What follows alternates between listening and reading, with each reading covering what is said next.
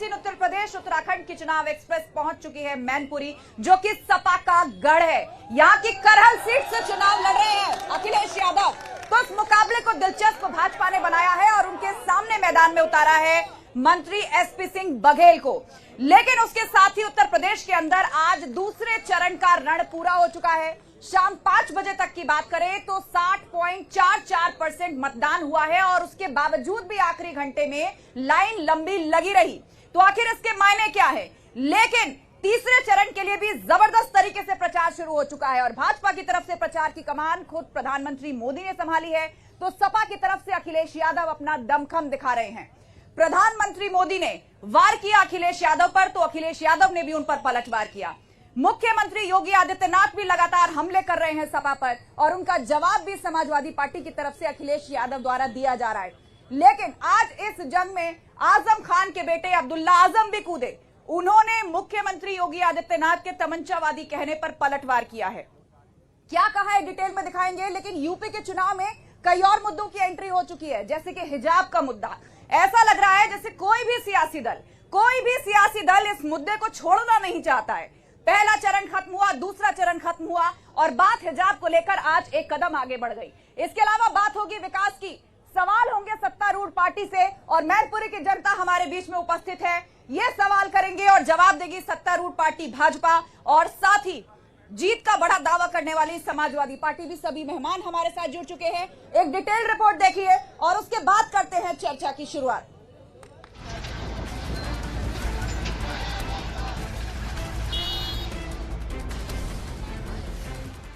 55 सीटों का संदेश 2022 में जनादेश।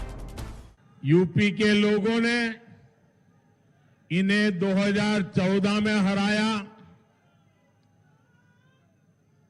17 में फिर से हराया, 19 में फिर एक बार हराया और अब 22 में भी गौर परिवारवादी फिर से हारेंगे। झांसी के लोगों ने तो ऐलान कर दिया है कि अब वो झांसे में फंसने वाले नहीं हैं। बताओ यहाँ के लोग, कहीं आप लोग भारतीय जनता पार्टी के झांसे में तो नहीं आ जाओगे? यूपी के रण में दावे अपने अपने। भाजपा की सरकार, योगी जी की सरकार फिर से आ रही है। जब से बुंदेलखंड के लोगों ने फैसला लिया है कि इतिहास रचेंगे, बीजेपी वालों को नींद नहीं आ रही है। और 12 बजे न बजे इनके चेहरे देख लो, इनके चेहरों पे 12 बज गए कि नहीं बज गए। तीसरे की तैयारी 80-20 पर पड़ेगी भारी। 80 बनाम 20 की तरफ चुनाव जा चुका है। सपा बसपा कांग्रेस हताशा और निराशा पहले ही चरण में उनके मन में छा चुका है। ये कह रहे ये चुनाव दूसरी दिशा में ले जाना चाहते हैं। अगर बीजेपी के मुख्यमंत्री जी का अगर किसी ने सुना होगा आज का इंटरव्यू, उनकी शक्ल देख लेना, उनकी शक्ल पर 12 बज गए हैं। परिवारवादी सोच, तमंचावादी काम बराबर समाजवादी नाम। पिछली सरकार राजनी करवाती थी और उसके लिए तमंचे की अवैध फैक्ट्री लगवाती थी।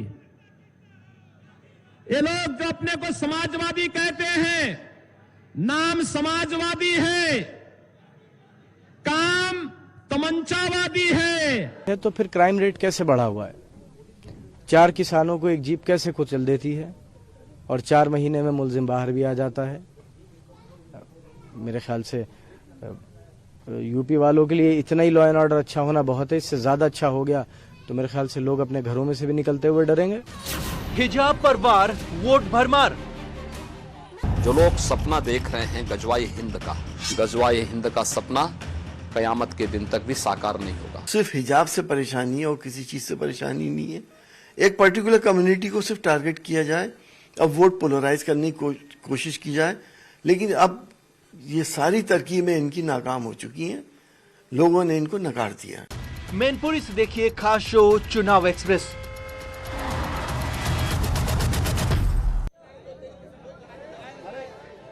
तो प्रधानमंत्री मोदी कह रहे हैं कि 2022 में भाजपा सरकार, तो अखिलेश यादव कह रहे हैं कि नहीं होगा ये सपना साकार। बहरहाल इस बीच दूसरे चरण का जो रन है उसकी तस्वीरें आज दिन भर जिस तरह से मिली, वोटर्स में काफी उत्साह दिखा, लेकिन इसके मायने क्या टटोले जा रहे हैं, इस पर चर्चा के लिए जोरदार तालियों के साथ स्वागत कीजिए। सभी मेहमान हमारे बीच जुड़ चुके हैं। भाजपा का पक्ष रखने के लिए प्रदीप चौहान जी हमारे साथ है, समाजवादी पार्टी का पक्ष रखने के लिए एएच हाशमी जी हमारे साथ है, अजय दुबे जी कांग्रेस से हमारे साथ है, अशोक चौहान जी बसपा का पक्ष रखेंगे, तो राम बाबू सिंघानिया जी आम आदमी पार्टी से हमारे साथ है। लेकिन चर्चा की शुरुआत सबसे पहले सत्तारूढ़ पार्टी भाजपा से। दूसरे चरण का मतदान पूरा हुआ, शाम 5 बजे तक 60.44% पोलिंग हुई है, आखिरी घंटे में लंबी लाइनें। पहले चरण के बाद तो आप कह रहे थे कि सफाया हो गया है विपक्ष का, दूसरे चरण आप क्या आकलन कर रहे हैं इस वोटिंग परसेंटेज को देखकर? मैं कोई ज्योतिषी नहीं हूं, पहली बात, लेकिन जब जब ज्यादा प्रतिशत में मतदान होता है तब भारतीय जनता पार्टी को बढ़त मिलती है।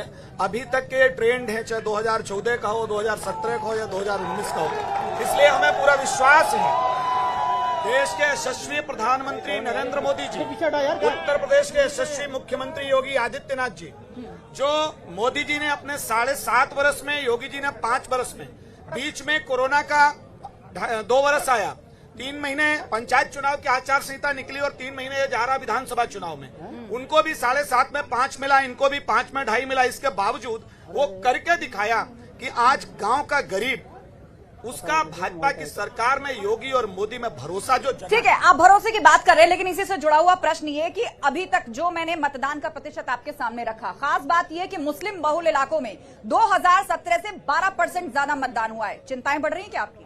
नहीं, हमारी कोई चिंताएं नहीं बढ़ रही है। मुस्लिम बहनें जो है ना, इनको जो केवल, ये हमारी भारत माँ की बेटी है मुस्लिम बहनें, इनको शरीयत के नाम पर या केवल कठपुल्लापन के नाम पर केवल बच्चा जनने की फैक्ट्री बनाया जा रहा था। वो हमारी देवियां हैं, वो भी सिंह सावक जनेंगी। इसलिए मोदी जी ने उनको ट्रिपल तलाक से छुटकारा दिलाया है। वो हमारी बहनें मोदी जी के पक्ष में मतदान कर रही हैं, उनको आवास मिल रहा है, उनको राशन मिल रहा है। इसको आप दूसरे तरीके से मत लीजिए। ठीक है, आपका दावा है कि हमने विकास करते समय किसी की जाति, किसी का धर्म नहीं पूछा था। भाजपा तो लाभार्थियों के भरोसे है, ये सीधे सीधे कैलकुलेट कर रहे हैं कि भैया गरीबों को मकान दिया, राशन दिया, हमने किसी की जाति धर्म नहीं पूछा, इसीलिए ये कोई चिंता बढ़ाने वाली बात नहीं है। देखिए, इन्होंने पूरे प्रदेश में जो हालत बनाई है, जो पूरे प्रदेश की हालत है, पूरा प्रदेश जानता है, देख रहा है पूरा प्रदेश। अभी आपने देखा हमारे माननीय अखिलेश जी का जो एक रथ चला, उसके पीछे आपके 5 रथ दौड़े। आप अभी प्रधानमंत्री जी की बात कर रहे थे, प्रधानमंत्री जी और हमारे मुख्यमंत्री जी योगी आदित्यनाथ भी खुद रथ लेके चल रहे थे, उन्होंने भी मुकाबला नहीं कर पाया। सैलाब हुआ, आया था सैलाब, और अभी आपने खुद कहा कि 12% मुस्लिम मतदाताओं का जो है वोट बढ़ा है। इनकी परेशानियां बढ़ी हैं, इनमें बौखलाहट बढ़ी है, इसीलिए तो हिजाब और ये सब चीजें सामने आई हैं। ठीक है, हिजाब का जिक्र आपने खुद कर दिया, जिसकी चर्चा मैंने शो की शुरुआत में करी कि ये मुद्दा कोई पॉलिटिकल पार्टी छोड़ने को तैयार नहीं है। कांग्रेस ने इस पर जवाब लेते हैं और लीड यहीं से हम उठा रहे हैं कि 12% मुस्लिम आबादी ने मतदान ज्यादा किया है 2017 से।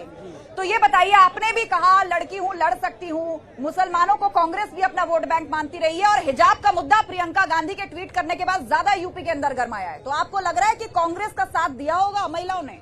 जिन मुद्दों पर भारतीय जनता पार्टी चुनाव कराना चाह रही है, वो मुद्दे आज कहीं नहीं टिक रहे हैं।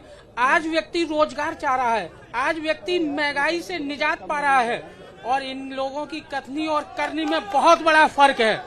आज हम लोगों ने उन आधी आबादी को उनका अधिकार दिया है। हमने 40% बहनों को टिकट देकर के ये साबित कर दिया है। नहीं, कैंडिडेट्स तो आपने उतारे। मेरा सवाल ये कि महिलाओं ने आप पर भरोसा किया क्या मुस्लिम सपा के साथ है, या किसी वक्त आपका भी वोट बैंक हुआ करता था, किसी महिला ने आप पर यकीन किया, महिला लड़की होने के नाते? हिंदू हो या मुस्लिम, सभी बहनें, सभी महिलाएं आज उन महिलाओं के साथ हैं जो प्रियंका गांधी जी ने अपना वायदा किया था कि हम 40% महिलाओं को टिकट देंगे और उनको हिस्सेदारी भी देंगे। आज हमने इनकी तरह जुमलेबाजी में नहीं कहा कि 1 करोड़ हम लोगों को रोजगार देंगे, हम कह रहे हैं कि 20 लाख लोगों को रोजगार देंगे, क्योंकि 13 लाख जो वैकेंसी खाली पड़ी है उनको हम भरने का काम करेंगे। ठीक है, आपने कहा भी कि हम भर्ती निकालेंगे और बड़ा दावा आप रोजगार देने का कर रहे हैं। ये बताइए, बहन जी ने भी किसी समय में मुस्लिम और दलित कॉम्बिनेशन को बिठाया था, और आज अगर आप जिले उठा के देखें, सहारनपुर, बिजनौर, संभल, रामपुर, ये वो जगह हैं जहां पर मुस्लिमों ने पिछली बार से ज्यादा मतदान किया है। तो बहन जी के साथ आ रहा है मुसलमान, या कहां है बसपा दूसरे चरण में? बहन जी की सरकार 2022 में 10 तारीख को बनेगी। मुस्लिम वोटर हो, हिंदू वोटर हो, मुझे उससे कोई लेना देना नहीं है। सभी पक्ष हमको वोट करते हैं, हम सबको साथ लेके चलते हैं और सबके साथ से ही, सहयोग से ही हम काम करते हैं। हर एक की हम जुमलेबाजी का काम नहीं करते। हमारे समाजवादी के पार्टी प्रवक्ता जी कहते हैं कि हमने सब कुछ करके दिया। जब इनकी सरकार थी, इसी 2 जिलों के अंदर केवल बिजली मिलती थी, बाकी किसी भाई को बिजली नहीं मिली, किसी जिले को बिजली नहीं मिली। क्या कर रहे थे ये लोग? इस जिले में इतनी गुंडागर्दी फैली हुई थी जिसकी कोई सीमा नहीं है। अब है गुंडागर्दी? अब कहाँ गुंडागर्दी है? तो मतलब आप कह रहे हैं कि योगी आदित्यनाथ की सरकार ने गुंडागर्दी को खत्म कर दिया है। सरकार भी यही कह रही है कि क्राइम कंट्रोल बिल्कुल खत्म किया। चलिए, बसपा के कैंडिडेट मान रहे हैं कि भाजपा ने क्राइम कंट्रोल पर काम किया है। आम आदमी पार्टी से भी नेता हमारे साथ हैं। आप बताइए, यहाँ पर हिजाब का जिक्र एक बार फिर से कर दिया गया है, तो आपको लग रहा है कि उत्तर प्रदेश के चुनाव में ध्रुवीकरण के बगैर किसी की नैया पार नहीं है? देखिए, ऐसा है, हम किसी जाति धर्म विशेष पर लड़ाई नहीं लड़ रहे। हमारी लड़ाई जो है केवल विकास पे है। रोजगार की बात हम करते हैं, शिक्षा स्वास्थ्य की बात करते हैं। हमें जो है युवाओं का, सर्व समाज का भरपूर जो है सहयोग मिल रहा है। इतना ही नहीं, मैं आपको बता दूं कि मुझे बड़ा गर्व होता है माननीय केजरीवाल जी पर कि उनके मैनिफेस्टो को जो है कॉपी करने में जो है सपा भी पीछे नहीं रही है, ना ही भाजपा रही है। बड़ा गर्व होता है मुझे उन पर कि सभी को जो है आम जनता की जरूरतों को अपने मैनिफेस्टो में डालने का काम किया है। ठीक है, क्योंकि ये जो हमने जो बिजली का वादा आपने दिल्ली में किया, उसे पूरा किया। आज वही उत्तर प्रदेश में बात दोहराई जा रही है। ठीक है, कुछ और सवाल हम करेंगे तमाम नेताओं से, लेकिन इस बीच जनता के बीच से कोई कुछ पूछना चाहता है तो अपना हाथ खड़ा कर सकता है। मैं एक एक करके माइक खुद लाऊंगी। अनुशासन बनाए रखिए, सबका सवाल लिया जाएगा। हाँ, क्या नाम है आपका? मेरा नाम है संदीप कुमार। हाँ। मैं आदरणीय भाजपा के जिला अध्यक्ष जी से क्वेश्चन करना चाहता हूं कि मैनपुरी में दूसरे नंबर की सबसे बड़ी शाक्य समाज की आबादी है।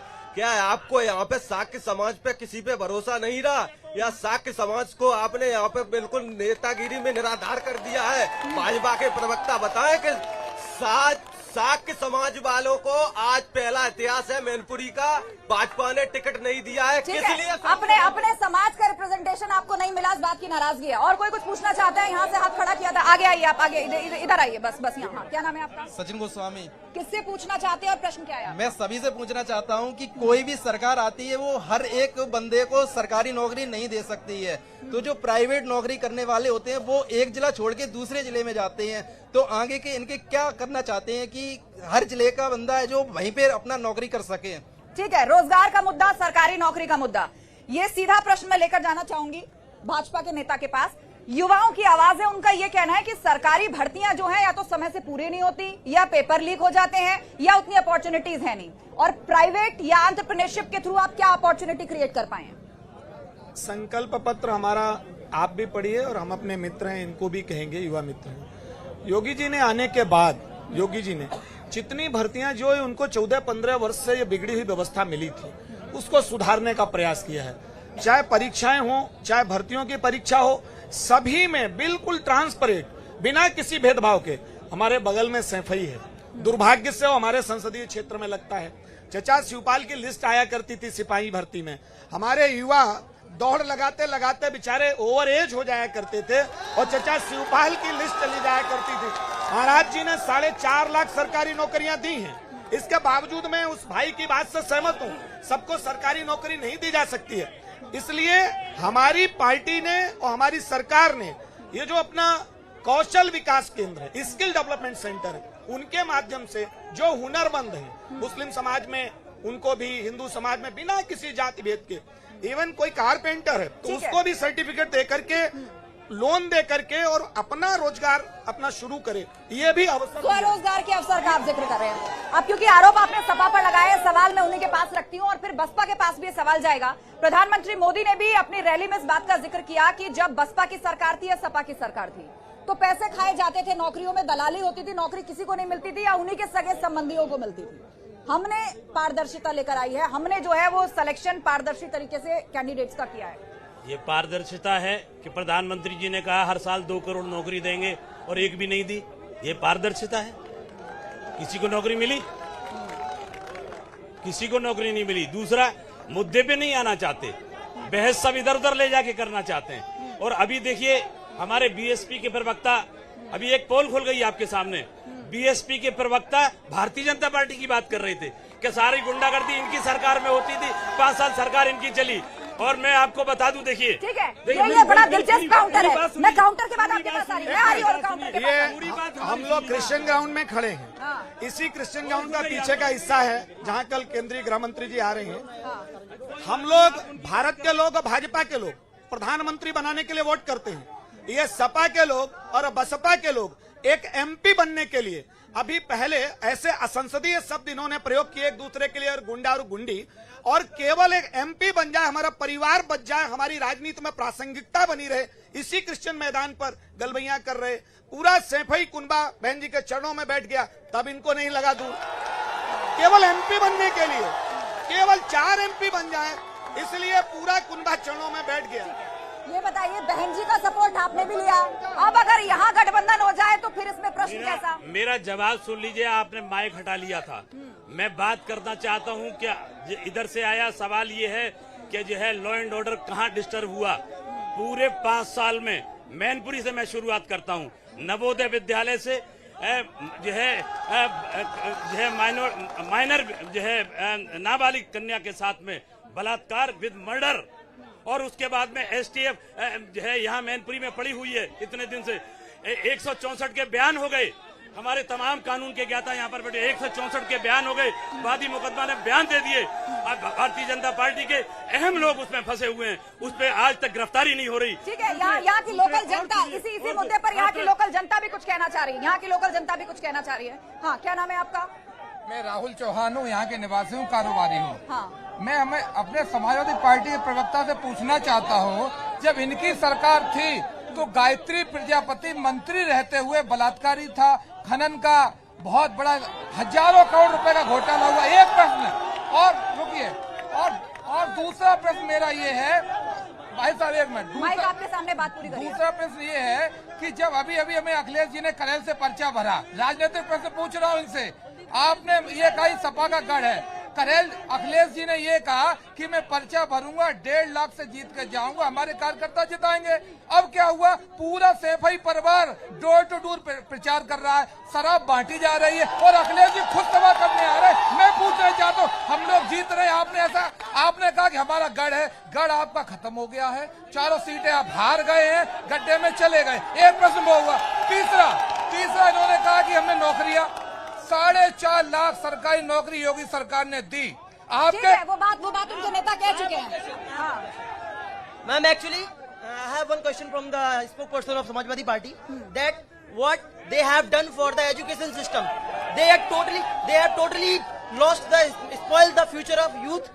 They have nothing done for education system. नहीं, सपा तो अभी सरकार में नहीं है। Talking about the 2017 से पहले, 17 से पहले I'm talking about it now, ma'am. Even now we have the MLA. He is totally illiterate. He is totally illiterate person. He has no right to talk how to talk to this person. ठीक है, हाँ। Ma'am, he is totally illiterate person. Ma'am, मैं ये शिक्षा के ऊपर question कर रहा हूँ। मेरे भाई ये बोल रहे हैं कि समाजवादी पार्टी में शिक्षा का लॉस हुआ है। मैं ये माननीय जिला अध्यक्ष प्रदीप चौहान जी से ये क्वेश्चन है कि 17 के बाद भारतीय जनता पार्टी सत्ता में आई है, तो यहाँ पे बच्चों को प्रमोट किया जा रहा है। समाजवादी पार्टी में तो बच्चों को शिक्षा के पेपर दिलवाए जाते थे, यहाँ तो डायरेक्ट प्रमोट करा जा रहा है। प्रमोट मतलब कोरोना का जिक्र कर रहे हैं, कोरोना का जिक्र कर रहे हैं। वो तो पूरे विश्व में हुआ है, वो तो पूरे विश्व में हुआ है। मैं ये सवाल, मैं शिक्षा से जुड़ा ये सवाल पहले पूछ लेती हूँ, भाजपा और सपा दोनों के प्रवक्ता, ठीक है, बताइए क्या बोलना चाहते हैं। देखिए, 2 बातों का जवाब। एक तो भैया ने शिक्षा के ऊपर बात की, उससे पहले मैं चौहान साहब की बात का जवाब दे दूं। इल्जाम लगाया कि शराब बांटी जा रही है। शराब हम बांट रहे हैं और नशा आपको आ रहा है। करहल का आपका प्रत्याशी गालियां दे रहा है, गालियां दे रहे हैं आपके प्रत्याशी, जनता को गाली दे रहे हैं और जनता उनको गाली दे रही। कल का वीडियो वायरल हुआ है। ठीक है, हाँ बताइए। मैं आती हूँ, पहले इसका, उसके बाद शिक्षा। सपा के प्रवक्ता से कहिए अपनी डाइस पर रहे, ऑफेंसिव ना हो। पहली बात, हमारे प्रत्याशी केंद्र के कानून मंत्री हैं, मिलिट्री साइंस के प्रोफेसर हैं, बहुत पढ़े लिखे व्यक्ति हैं। अभी जो हमारे एक मित्र ने कहा, अखिलेश जी ने नॉमिनेशन पेपर फाइल किया, बोले कि मैनपुरी की जनता हमारा चुनाव लड़ेगी, करहल की हम आएंगे नहीं। छठवें दिन क्यों आ गए? पूरा कुनबा उनका वोट मांग रहा है। जो आप ये नशे की बात कह रहे हैं, पैसे बांटे जा रहे, रुपए बांटे जा रहे हैं, डराया जा रहा, धमकाया जा रहा। राज्यसभा के सांसद अनिल जैन जी के साथ मैं अभी 4 दिन पहले करहल गया। पूरी बात सुन लीजिए आप। मैं 4 दिन पहले करहल गया, 4 लोग टोपी लगा के आ गए, जिंदाबाद मुर्दाबाद। विषय वो नहीं है, विषय ये है कि हमारे प्रत्याशी वोट मांगने गए, ऐसे हुजूम में 4 लड़के निकल के उनको अश्लील और अभद्र गालियां देंगे। केवल वहां की आप ये कह रहे हो हमारे, ये गढ़ नहीं लोकतंत्र में किसी का गढ़ बताना जनता का अपमान है। हमारे प्रत्याशी ने धैर्य रखा, संयम रखा, इसलिए चलो नादान लोग होंगे, समाजवादी पार्टी उनको उकसा रही हो। अगली बात, आज हमारी राज्यसभा की सांसद गीता साक्य जी आई थी भ्रमण पर, अभी मुझे सूचना मिली है, उनकी रास्ता रोकने का प्रयास किया। समाजवादी पार्टी के लोग अपनी हार से बौखलाए हुए हैं, इसलिए ठीक है। ये बताइए मुझे, बार तमाम घटनाएं कोट करके, इंसिडेंट कोट करके आप लोगों की ये छवि बनाई जाती है कि ये उन्मादी लोग हैं, ये उत्पाती लोग हैं, ये नहीं सुधरने वाले। और यही मुद्दा योगी आदित्यनाथ बार दोहरा रहे हैं कि कुछ माफिया इंतजार कर रहे हैं कि सरकार बदले और हम बाहर आ जाए। देखिए, पहले उनका जवाब दूं, शिक्षा पे सवाल किया है, आपका जवाब दूं? आप पहले इसका जवाब दीजिए, क्योंकि शिक्षा पे मैं सबसे सवाल लूंगी। शिक्षा पे पहले मैं आपको जवाब दे देता हूं। हमारी सरकार ने लैपटॉप बांटे, कन्याओं को विद्याधन दिया और जो है साइकिल दी लड़कियों को। उन मुद्दों पर आप चुनाव लड़ चुके 2017 में, इन मुद्दों पर लड़ लिया ना चुनाव। अब इस बात का जवाब दीजिए, पहले क्राइम कंट्रोल। सवाल पूछिए। सवाल मैंने पूछा, लेकिन आप टाल गए उसको। मैंने कहा कि नहीं, मैंने आपसे कहा कि ये छवि और इस तरह के एपिसोड कोट करके क्यों आप लोगों की बनाई जाती है कि आप उत्पात काटते हैं, आप उन्मादी हैं, आप गुंडागर्दी करते हैं। माइक देखिए, अभी हमारे चौहान साहब ने कहा कि इनके जनता से कुछ लोग जो हमारे ऊपर इल्जाम लगाया कि ये उत्पात बीच में मचाते हैं। आपके प्रत्याशी ने गालियां दी, वीडियो वायरल हो रहा है, देख लीजिए। दूसरी बात, अगर गुंडागर्दी की बात देखना चाहते हैं, हाथरस में देख लीजिए, दलित बेटी के रेप विद मर्डर और उसके बाद में उसे जिला प्रशासन ने पेट्रोल डाल के जला दिया। उन्नाव में आपका विधायक, अभी बात हुई थी उसकी, उन्नाव में आपके विधायक ने रेप किया और पूरे घर को मार डाला। और सवाल ये उठता है कि हमारे योगी आदित्यनाथ जी मुख्यमंत्री हैं उत्तर प्रदेश के, उन्होंने वह हाथरस में भी बचाने की कोशिश की। ये सवाल मैं इनके पास ले जा रही हूँ। जहां घटनाएं हुई, सब पे सख्ती के साथ कार्रवाई हुई। लोग जेल में हैं, सुप्रीम कोर्ट और हाई कोर्ट उसको वॉच कर रहा है। ये राजू पाल पिछले वर्ग का विधायक, उसका हत्यारा अतीक अहमद, इनका कौन लगता था? ये मुख्तार अंसारी विधायक कृष्णानंद राय का हत्यारा, इनका कौन लगता था? अखिलेश भैया के चचा आजम खान, जिन्होंने गरीब मुसलमानों की जमीनों पर कब्जा किए, इनके कौन लगते थे? आज ये जेल में है, सुप्रीम कोर्ट, हाई कोर्ट, सब जगह जा रहे, क्यों नहीं छूट रहे हैं? दूसरी बात, अभी इन्होंने कहा हमारे प्रत्याशी के ऊपर, आखिर प्रोफेसर राम गोपाल को ये सफाई क्यों देनी पड़ी कि वो लोग समाजवादी पार्टी के नहीं है? मैं कह रहा हूँ वो समाजवादी पार्टी का, आप जांच करा लीजिए। हमारे प्रत्याशी का रास्ता रोकेंगे, जन सैलाब उमड़ेगा, खामोश इंकलाब होगा। ठीक है, बसपा का रुख करते हैं। अभी थोड़ी देर पहले चर्चा चल रही थी, सपा ने कहा कि भाई आपकी तो पोल खुल गई। आपने तो योगी आदित्यनाथ जी की तारीफ कर दी कि बहुत बढ़िया कानून व्यवस्था चल रही है। मैडम, सच कहने में बुराई क्या है? सच कहने में आपको बुरा लगता है क्या? यहाँ पर पब्लिक खड़ी, ये भी खड़े। इनके राज्य में गुंडागर्दी थी और गुंडागर्दी होगी भी। अगर इनकी सरकार आती है, गुंडागर्दी करेंगे। योगी जी की सरकार में गुंडागर्दी नहीं हुई है, मैं कह रहा हूं, इसमें बुराई क्या? बहन जी की सरकार में गुंडागर्दी नहीं थी, इसमें बुराई है? बताइए आप मुझे, सच कहने में बुराई क्या है? अगर सच का, मैं हमेशा सच का साथ देता हूं, फौजी हूं, सच्ची बोलूंगा जहां भी बोलूंगा। इनकी सरकार में गुंडागर्दी की अति हो गई थी। यहां पर दसियों बहनों के चैन कुंडल लूटते थे ये लोग, और योगी जी की सरकार में एक भी कुंडल नहीं लूट रहा। बहन जी की सरकार में एक भी कुंडल नहीं लूटा जाता था। ऐसा क्यों? ये गलत नहीं है। ठीक है, कांग्रेस से इस पर प्रतिक्रिया लेते हैं। ये बताइए, कहा जा रहा है कि अब छिनैती नहीं होती, अपहरण के सिंडिकेट चल रहे थे, वो सब ध्वस्त हो गया है, माफिया जेल में है, और दूसरी तरफ से बयान आते हैं कि सरकार बदली तो बुलडोजर घूम जाएगा, स्टीयरिंग घूम जाएगा। तो कांग्रेस क्या सोच रही है? आज ये बात बिल्कुल सिद्ध हो गई है कि गुंडागर्दी थी, चरम पर थी, और ये बात भी सिद्ध हो गई कि बसपा शासनकाल में भ्रष्टाचार था और आज ये भी सिद्ध हो गया है कि हिंदू और मुस्लिम के नाम पर के जनता को अपने मुद्दे से भटकाना चाह रही है। आज इस बेरोजगार जनता के लिए इस जनपद, आप बताइए, आप हिंदू और मुस्लिम करने का आरोप लगा रहे हैं, लेकिन हिजाब तो आप ही लेकर आए ना यूपी। प्रियंका गांधी ने ट्वीट करके कहा ना कि मन है तो बिकिनी पहन के जाओ, मन है तो जीन्स पहन के जाओ, जो मन है पहन के जाओ। स्कूल कॉलेजों के संदर्भ में बात हो रही थी, लेकर तो आप आए, अब बहती गंगा में सब हाथ धो रहे हैं। कौन क्या पहनेगा, कौन क्या खाएगा, क्या ये लोग तय करेंगे? क्या स्कूल प्रशासन तय करेगा, कॉलेज प्रशासन तय करेगा, और वो सबको मानना होगा। देश कानून से चलेगा कि इन लोगों के नारेबाजी से चलेगा? तो देश में हिजाब पर पाबंद है क्या? देश में तो पहनने की आजादी है, जो दिल चाहे पहनिए। बात स्कूल कॉलेजों की हो रही है। जितना ये लोग महिलाओं को प्रताड़ित करेंगे, उतना ही प्रियंका दीदी महिलाओं को आगे ला करके और इन लोगों का जवाब देंगी, और वो महिलाएं इन लोगों से। ठीक है, आपका दावा है, लेकिन काउंटर करना चाह रहे हैं आप बसपा की तरफ से। आप इन्होंने, भाई साहब ने अभी कहा कि बसपा सरकार में भ्रष्टाचार था। भ्रष्टाचार की सारी जड़ें तो कांग्रेस ने पैदा कर दी, पूरा देश को लूट के खा गए। कहाँ नहीं भ्रष्टाचार किया इन्होंने, पूछो इनसे। अब ये लोग ढकोसला लेके घूम रहे कि मैं भ्रष्टाचारी नहीं हूँ। सबसे बड़े भ्रष्टाचारी तो कांग्रेस ही है। पूरे क्या भ्रष्टाचार हुआ? ऐसे कैसे आरोप लगा रहे हैं? भ्रष्टाचार, अरे एक भ्रष्टाचार और 72 भ्रष्टाचारी ये है, पूरे के पूरे भ्रष्टाचारी। जब तक कांग्रेस सरकार सत्ता में रही, इन्होंने घोटालों के ठेके लगा दिए। एक घोटाला हो जिसकी गिनती कराई जाए, सुबह से शाम हो जाएगी। घोटाले करते करते इन्होंने जो किए, सबसे बड़े कोयला घोटाला, बिजली घोटाला, नौकरियां घोटाला, स्टम्प घोटाला, क्या नहीं घोटाला, इनका घोटाला, सारे घोटाले किए। और बहन जी को आरोप लगा रहे हैं आप, शर्म आनी चाहिए आपको आरोप लगाने से पहले। हंस क्यों रहे हैं आप? हंस क्यों रहे हैं आप? जितने कुटिल मुस्कान हंस रहे हैं। हम बिल्कुल हंस रहे हैं इनकी बात पर, और हंसना ही चाहिए। आज पूरा देश जानता है और पूरा प्रदेश जानता है कि इनके कितने मंत्री भ्रष्टाचार के आरोप में जेल गए। क्या इस जनता को नहीं मालूम?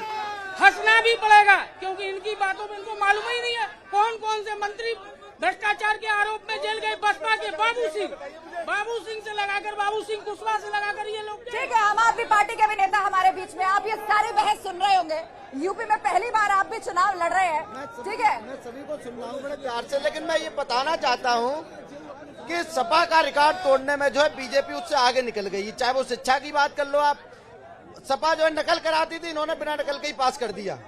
समझना इशारा किस तरफ है? इशारा किस तरफ है? आप कोई उदाहरण दीजिए ऐसा आरोप लगाने से पहले। हम सभी पार्टियों पे मतलब तंज कस रहे हैं कि सपा में नकल होती थी और भाजपा ने बिना परीक्षा के ही पास कर दिए, पास हो जाओ। कौन बिना परीक्षा के पास हो गए? क्यों अभी सभी बच्चे प्रमोट हुए, किसकी परीक्षा? अरे भाई साहब, कोविड में तो पूरी दुनिया में ऐसा हो रहा है। सरकार स्कूल खोलती भी है तो पेरेंट्स भेजना पसंद नहीं करते। कोई तो व्यवस्था करनी होगी ना। कोविड पे राजनीति मत करिए भाई साहब। ये पूरी बात सुन लीजिए।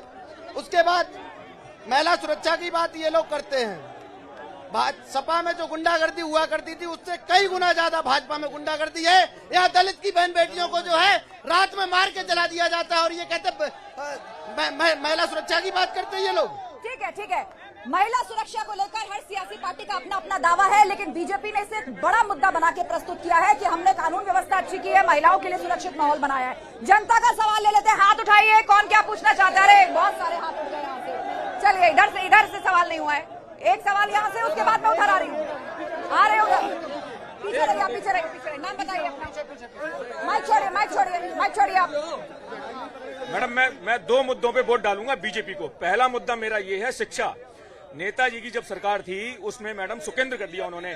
मैडम ससुर अपनी बहू के दीवार कूद के जाते थे और वो क्या नाम उनको नकल करवाते थे। मैडम 4 पीढ़ियां बर्बाद कर दी नेताजी ने, 4 पीढ़ियां, जो कि शिक्षा व्यवस्था बिल्कुल ध्वस्त कर दी उत्तर प्रदेश में।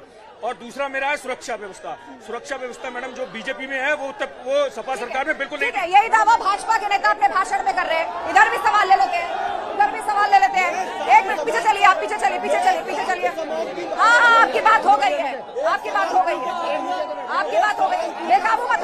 बेकाबू मत होइए, इस तरह बेकाबू मत होइए आप अपनी बात रख चुके हैं। हाँ, इधर से पीछे बैठिए, पीछे चलिए आप, यहाँ से सवाल होगा। कैमरा इधर लाइए आप। हाँ, क्या सवाल? जी, मैं ये पूछना चाहता हूँ, इस सरकार में सब लोग परेशान चल रहे हैं, मैं भी परेशान हूँ बहुत।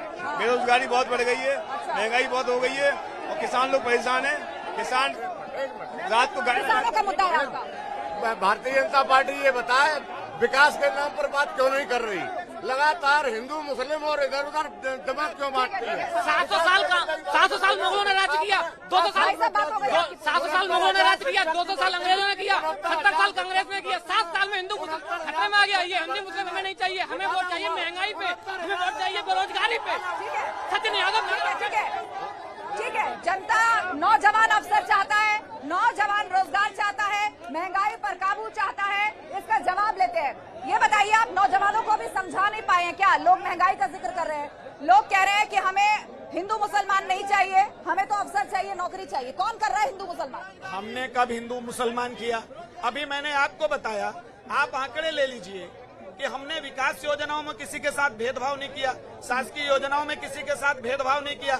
भेदभाव तो ये लोग करते हैं, समाजवादी पार्टी के लोग। ये लोग डिवीजन की पॉलिटिक्स करते हैं। ये लोग इतना प्रतिशत मुस्लिम, इतना प्रतिशत अगड़ा, इतना प्रतिशत पिछड़ा, हम ये नहीं करते। हमारा तो नारा ही है मोदी जी का, सबका साथ, सबका विकास, सबका विश्वास और सबका प्रयास। आप ये समझिए, समाजवादी पार्टी की सरकार में यहाँ भर्तियों से लेकर के, थानों से लेकर के बड़ी बड़ी पोस्टिंग तक में सब कुछ ठेकेदारी होता था।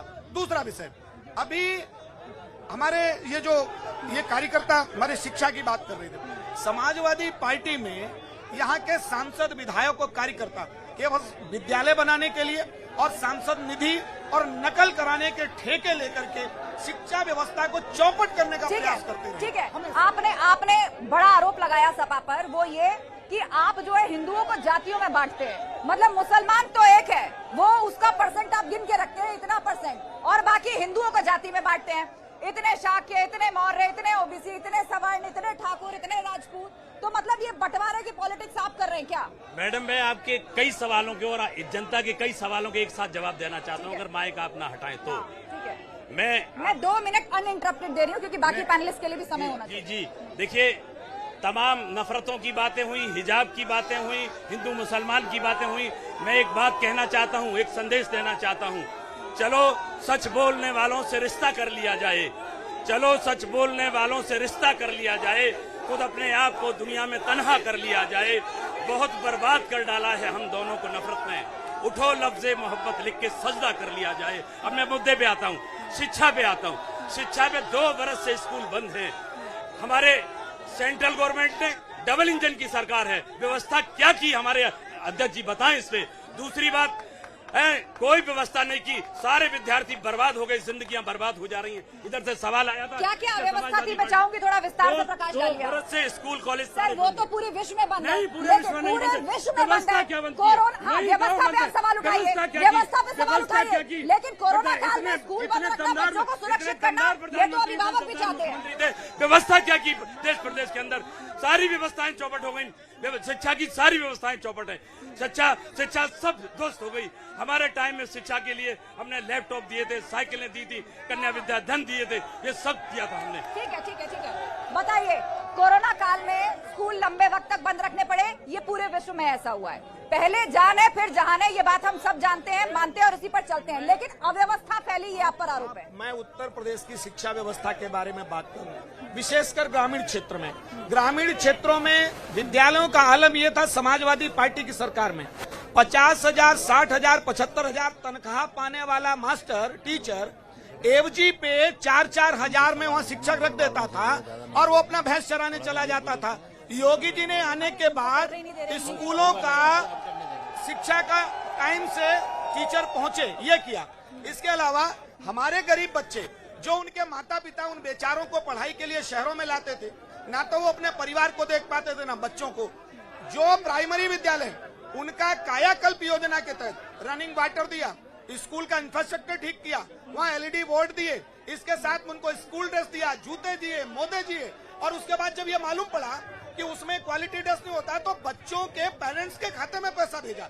पूरी एजुकेशन सिस्टम को, बेसिकली प्राइमरी एजुकेशन सिस्टम को ठीक करने का प्रयास किया। और जो उच्च शिक्षा में अभ्युदय योजना चलाई है, गरीब के बच्चे भी अब कोचिंग करके IAS PCS बन सकते हैं। ठीक है, जनता के सवाल ले लेते हैं, हाथ खड़े कर रहे हैं लोग। जनता के सवाल, बेकाबू मत होइए, मैं उस तरफ माइक नहीं ले जाऊंगी जो बेकाबू होगा। अनुशासन के दायरे में आगे आइए, अपनी बात रखिए। एक आगे आइए। अनुशासन नहीं छोड़ेंगे आप। हाँ, बताइए। मैडम, मैं भारतीय जनता पार्टी से ये सवाल पूछना चाहता हूँ, जब कोरोना का टाइम चल रहा था, गरीब मजदूर लोग पैदल चल के रोड पे मर गए, उस टाइम माननीय प्रधानमंत्री नरेंद्र मोदी जी अपनी रैलियां कर रहे थे, अपनी बसें भरवा के वहाँ से, क्या वो बसें उन लोगों के लिए नहीं लगवा जा सकती थी? ठीक है, ये सवाल मैं लेकर आऊंगी। कोरोना में अव्यवस्था का आरोप लग रहे हैं। हाँ, और क्या पूछना चाहते हैं? मेरा सवाल भारतीय जनता पार्टी के नेताजी से, ये हमेशा समाजवादी पार्टी को लॉ एंड ऑर्डर को लेकर घेरते रहते हैं। मैं इनसे पूछना चाहता हूं कि कहां इनके बाबा जी का बुलडोजर जो नवोदय विद्यालय की छात्रा अनुष्का पांडे, उसके साथ रेप कर दिया, कहां इनका लॉ एंड ऑर्डर? और एक सेकंड में कंप्लीट करने दीजिए मुझे। हाथरस में हमारी दलित समाज की बेटी मनीषा वाल्मीकि को 2 बजे जला दिया, कहां इनका बुलडोजर बाबा? एक सेकंड में, होटल के कमरे में मनीष गुप्ता को कानपुर में इनकी पुलिस ने मार दिया, और संदीप गुप्ता को एटा में गुंडों ने मार दिया, कहां इनका बुलडोजर? आप जो बोलना चाहते हैं ये बोल चुके हैं या उससे इतर कुछ है? ये बोल चुके हैं? हाँ, बताइए। मैं बीजेपी के जिलाध्यक्ष से पूछना चाहता हूं कि मैनपुरी, ये विकास की बात करते हैं, मैनपुरी में सिर्फ 5 काम ऐसे बता दें जो 10 करोड़ के हुए हों। ठीक है, दूसरा सवाल आपके लिए। मैनपुरी के लिए वो 5 काम गिनवा दीजिए जो 10 करोड़ का विकास यहाँ पर हुआ। आप सौरिक से कुसमरा, मैनपुरी, अलीगंज होकर के बदायूं जाइए, ये एक जिला मार्ग था, इसको स्टेट हाईवे बनाया, स्टेट हाईवे 141। आप अभी चलिए, कैमरा लीजिए, काम चल रहा है और डामरीकृत हुआ स्टेट हाईवे बनाया हमने। एक बात।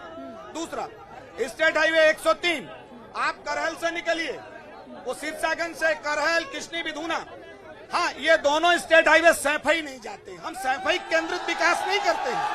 आप जीटी रोड पर चलिए, जीटी रोड पर आप फर्राटा भरते हुए आप निकलिए, अभी हमारे जनपद से, कुरावली से भोगांव 6 लेन है, 6 लेन। आप हमारे शहर में चलिए, अभी कैमरा लीजिए, हमने एलपीजी, अंडरग्राउंड एलपीजी दिया है अपनी बहनों के लिए, तो उनको ये नहीं कि अब हमारा चूल्हा खत्म हो गया। आप जहां हमारे विधायक नहीं है, जहां हमारा सांसद नहीं है, वहां हमने ये करके दिखाया। आप चलिए अभी हमारे साथ, यहाँ से मैनपुरी से ओछा रोड पर, हमने कोई भेदभाव नहीं किया, फुल्ली डामरीकृत किया। आप चलिए हमारे साथ अभी घिरोर से कुरावली और करहल रोड पर, हमने अब यार ये नेताजी के यार 5 साल में हम 2 बार उसको सड़कों को बनवा रहे, स्टेट हाईवे। ठीक है, विकास की फेरिस्त आप गिना रहे हैं, जनता के बीच चलते हैं। कोई और सवाल पूछना चाहते? आप पूछ चुके हैं, जिसने नहीं पूछा है वो। आप कार्यकर्ता है भाजपा के? आम आदमी है आप? अच्छा, ठीक है। आपको बता दूं, यहाँ जनता की भीड़ भी है और पॉलिटिकल पार्टी के कार्यकर्ता भी है उन सबके बीच में। क्या कहना चाहते हैं? मैं ये कहना चाहता हूँ, सपा का गढ़ कहने वाला करहल, इसमें कहते थे अखिलेश यादव जी कि मेरे कार्यकर्ता लड़ेंगे, 6 दिन में ही आ गए और 2 दिन में फिर आएंगे। जिलाध्यक्ष जी से सवाल है, अगर गढ़ है, जीत रहे थे, तो 1 हफ्ते में 2 बार क्यों आना पड़ा अखिलेश यादव जी को, बताएं? अच्छा, ठीक है, वो सवाल लेकर जाऊंगी मैं। और कोई कुछ पूछना चाहता है जिसने सवाल नहीं किया है अभी तक? जिसने सवाल नहीं किया है, हाँ जी बताइए। यहाँ मैनपुरी में सपा का यही नारा है, खाली प्लाट है हमारा, सपा का यही नारा है, कोई कुछ भी नहीं है, सपा का है यही नारा। ठीक है, हाँ, आप बोल चुके हैं। हाँ, आप भी बोल चुके हैं। माइक छोड़िए। मैं केवल अपने सभी मतलब भाइयों से पूछना चाहता हूँ, ये बताओ, जब भारत वर्ष में रहते हैं तो इनको भारत माता की जय बोलने में, वंदे मातरम बोलने में क्या शर्म आती है? क्यों नहीं है भारत माता की जय वंदे मातरम बोल पाते हैं? किसको शर्म आती है? समाजवादी, बसपा, कांग्रेस, सब। अच्छा, चलिए मैं उन्हीं के सामने रख देती हूँ। देखिए जी, आरोप बहुत बड़ा आरोप लग रहा है जनता के बीच में, समाजवादी पार्टी, कांग्रेस और बसपा के लिए, कि आप लोगों को भारत माता की जय और वंदे मातरम बोलने में शर्म आती है। डर लगता है कि 20% छिटक न जाए। भारत माता की जय, वंदे मातरम। अब इसके आगे विकास सुन लीजिए। हमारे चौहान साहब ने अभी कहा कि हमने 2 स्टेट हाईवे बनाए। इनका काम ये है कि काम हमारा और बोर्ड इनका, फीता इन्होंने काट दिया, फीता ये काटते हैं, काम हमारा। अब मैं काम गिनाता हूँ। मैनपुरी के अंदर जो काम कराए, हमने काम कराए, महिला डिग्री कॉलेज अब मैनपुरी के अंदर महिला 100 शैया का अस्पताल, सैनिक स्कूल, इंजीनियरिंग कॉलेज, महिला डिग्री कॉलेज, अत्याधुनिक बस अड्डा, लोहिया पार्क, अंडरग्राउंड जो है इलेक्ट्रिसिटी, ये सारे काम मैनपुरी के अंदर। एक मिनट और हमारे राष्ट्रीय अध्यक्ष जी ये कहते हैं कि आप जिला बताइए काम हम बताएंगे। उत्तर प्रदेश में पूरे में आप जिला बताइए काम हम बताएंगे। यही सवाल आप दोनों के लिए भी। शर्माती है वंदे मातरम भारत माता की जय बोलने में? रुकिए एक मिनट, मैं एक करके। वंदे मातरम भारत माता की जय, लेकिन इन लोगों से भी मैं कहूंगा कि आप जय श्री राम के साथ सिया को भी जोड़ लिया करो। जय सिया राम के साथ सिया राम भी कहना सीख लो। मैं तो फौजी हूँ। भारत माता की, भारत माता की, वंदे वंदे। चलिए, देशभक्ति का माहौल हो गया, राष्ट्रभक्ति का माहौल हो गया, आप भी कुछ कहेंगे? देखिए, हम तो जो है भारत में ही रहते तो हमें जय बोलने में कोई दिक्कत नहीं। भारत माता की जय, भारत माता की जय, इससे कोई मतलब नहीं। ये धर्म जात की राजनीति करने वालों से मैं बहुत दूर हूँ। मैं शिक्षा, स्वास्थ्य, रोजगार की बात करने वाला हूँ। ये जो है जो ठीक है, आप मुद्दों पर चुनाव लड़ रहे हैं क्योंकि शो क्लोज करने का वक्त आ रहा है। आप कुछ कहना चाह रहे थे काउंटर में, कोई फैक्ट्स रखे थे, लिस्ट गिनवाई थी सपा ने कि हमने क्या विकास मैनपुरी में किया है। मैंने बताया था अभी आपको। हाँ, मैंने बताया नहीं, उन्होंने अपनी लिस्ट रखी, उस पर आप कुछ कहना चाह रहे थे शायद। समाजवादी पार्टी की सरकार में इनके चहेते ठेकेदारों को काम देने के लिए कुछ सड़कें खोदी जाती थी, फिर वो पुनः बनाई जाती थी। उसके लिए मैं बताऊं क्या था वो। सड़कों का चौड़ीकरण, उच्चीकरण, सौंदर्यीकरण, सुदृढ़ीकरण, कितने चढ़े कितने करण। एक जय था मजबूर सिंह तो एक्सियन। आप समझो, समाजवादी पार्टी के नेताओं के कारण वो जेल गया, फर्जी बिल पास किए, फर्जी उसने सड़कों को के पेमेंट कर दिए। ये सैफई कुंबे के रिश्तेदार सब खा गए उसमें, और बेचारा मजबूर सिंह। इतना बड़ा करप्शन का आरोप आप लगा रहे हैं क्योंकि शो खत्म करने का वक्त हो रहा है, लेकिन मैं चाहूंगी बहुत बड़ा करप्शन का आरोप आपके ऊपर लगाए। बिल्कुल 10-10 सेकंड में अपनी बात पूरी कीजिएगा। 10 सेकंड। मैं चौहान साहब को ये चैलेंज करता हूँ कि पूरे जिले में आप बताइए कौन सी विधानसभा कार, मैं बताऊंगा समाजवादी पार्टी ने क्या डेवलपमेंट किया, और आप बताइए आपने जो है चारों विधानसभाओं में क्या क्या डेवलपमेंट कर। ठीक है, क्या कहना चाहते हैं आप क्लोजिंग रिमार्क का? एक बहुत छोटा सा सवाल है जो एक भैया ने उठाया था, जो रोजगार की तलाश में लोगों को बाहर पलायन करना पड़ता है। इस विषय पर हमारे तीनों साथियों ने कोई जवाब नहीं दिया है, जबकि हमारी कांग्रेस सरकार थी डॉक्टर मनमोहन सिंह के समय में हमने एक बहुत अच्छी मनरेगा जैसी योजना को लागू किया था, ताकि जो ग्रामीण श्रमिक हैं उनको काम मिल सके। ठीक है, मनरेगा की बात आप करें। Closing remark. मैं दोनों भाइयों से ये पूछना चाहता हूँ, सपा से और भाजपा से, कि जब इन्होंने विकास की बात करते हैं कि मैंने बहुत विकास कराया, तो फिर इनको सब कुछ फ्री बांटने की जरूरत क्या पड़ती है? ये भी फ्री ले लो, वो भी फ्री ले लो, ऐसा क्यों होता है? मुद्दे की बात क्यों नहीं करते?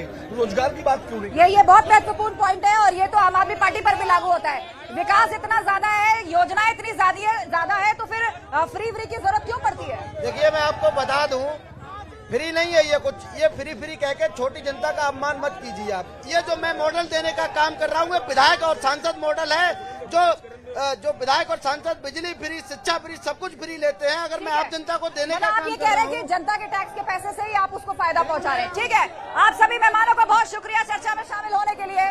मैनपुरी की तमाम जनता की बात आपने सुनी, यहाँ सभी पैनलिस्ट की बात आपने सुनी। दूसरे चरण का मतदान पूरा हो चुका है और तीसरे चरण के लिए जो है प्रचार की जोर आजमाइश लगातार जारी है। तो मैनपुरी से चुनाव एक्सप्रेस में आज के लिए बस इतना ही।